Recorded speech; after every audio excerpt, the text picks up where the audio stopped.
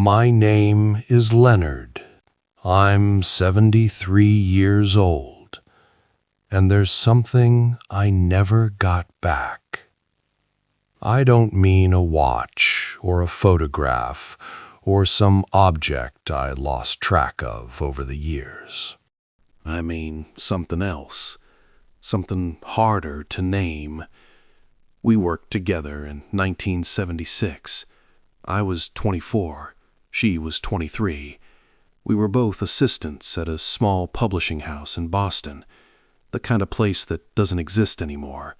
Wooden desks, typewriters, coffee that tasted like burnt paper. We sat across from each other. Her name was Claire. I remember the way she'd lean back in her chair when she was thinking, the way she'd tap her pen against her teeth, the way she laughed at things that weren't supposed to be funny. We talked every day about books, about music, about the people in the office we couldn't stand, about everything and nothing. I felt like I could say anything to her, and I did. I was dating someone else at the time, a woman named Diane. We'd been together for almost 2 years.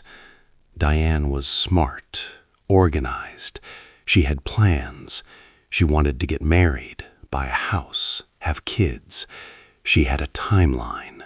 There was one night, late summer, 1977.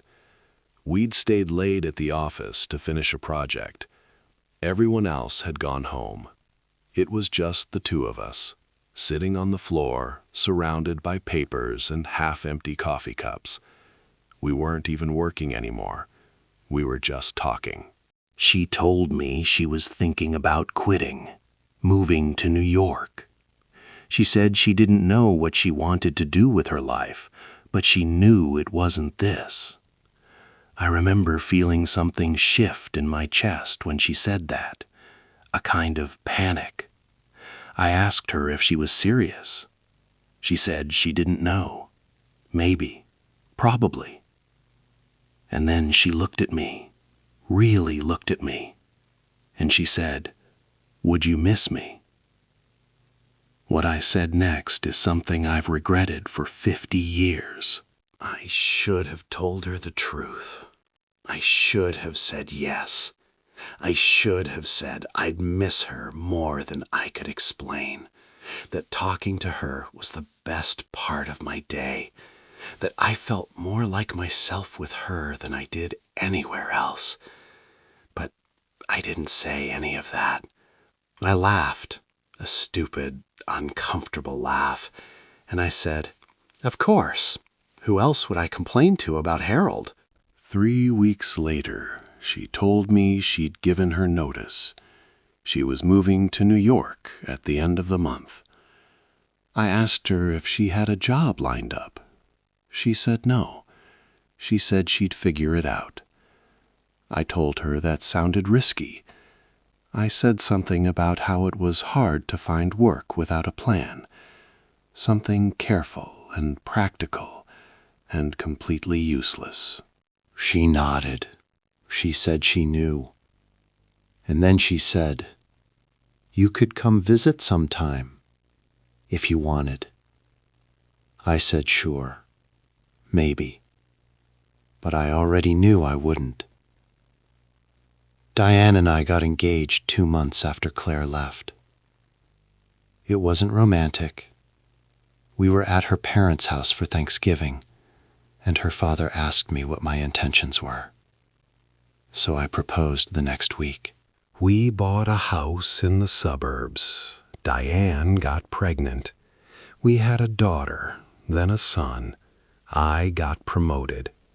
We went to barbecues and parent-teacher conferences and family vacations. It was a good life, a normal life, and I was fine. Except I wasn't. We bought a house in the suburbs. Diane got pregnant. We had a daughter, then a son. I got promoted.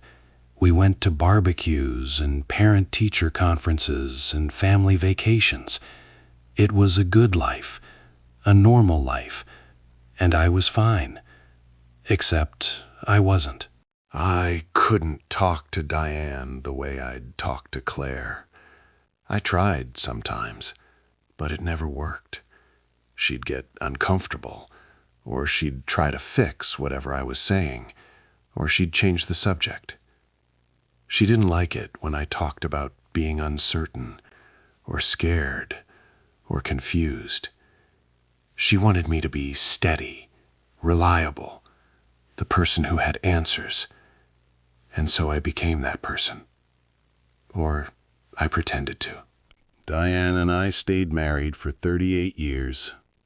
It wasn't a bad marriage. We didn't fight much. We raised our kids. We took care of each other when we were sick. We showed up. But I don't think we ever really knew each other. Not the way Claire and I had known each other. Diane died 4 years ago. Breast cancer. I took care of her at the end. I was there. I held her hand. But I don't think she ever knew who I really was. We spent almost 4 decades together, and we stayed strangers. And then, a year after Diane died, I found something in the attic, something Claire had given me 50 years ago. And when I read what she'd written, I realized exactly what I'd lost. About a year after Diane died, I was going through some old boxes in the attic. I found a card Claire had given me on my last day at the publishing house, right before she moved to New York. I'd forgotten about it. It was a stupid card, a cartoon dog on the front. Inside she'd written, "Leonard, don't become someone boring. You're too interesting for that. Stay weird. C." I sat on the attic floor and read it about 10 times, and I realized I'd done exactly what she'd told me not to do. I'd become someone boring. Not because I wasn't smart or capable or successful, but because I'd stopped being honest. I'd stopped letting people see me. I'd spent 50 years performing, being the right kind of husband, the right kind of father, the right kind of employee.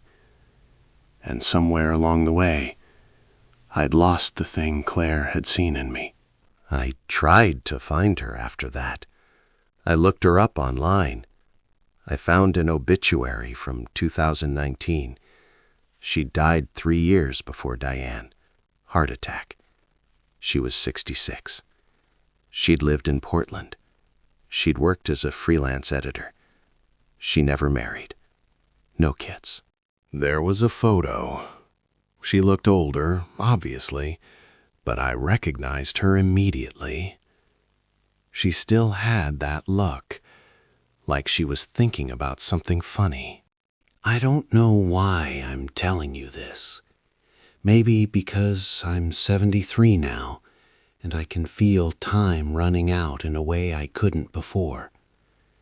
Maybe because I want someone to know that I had this, that I felt this, that it mattered. I had one person in my life who made me feel like I didn't have to pretend, and I let her go because I was scared. What I regret is this. I regret not knowing at 24 that the feeling I had with Claire was rare. I regret thinking I'd find it again with someone more practical, someone safer. I regret not telling her the truth when she asked if I'd miss her. I regret not visiting her in New York, not calling, not keeping in touch. I regret letting that feeling go because I didn't understand what it was. I'm 73 years old, And if I could go back, I'd tell that 24-year-old kid one thing. When you find someone who makes you feel like you don't have to pretend, don't let go, because you might not find it again. If you've stayed with me this long, thank you. Maybe you have someone like that in your life. Maybe you're thinking about them right now. I don't know. But if you are, I hope you say something before it's too late.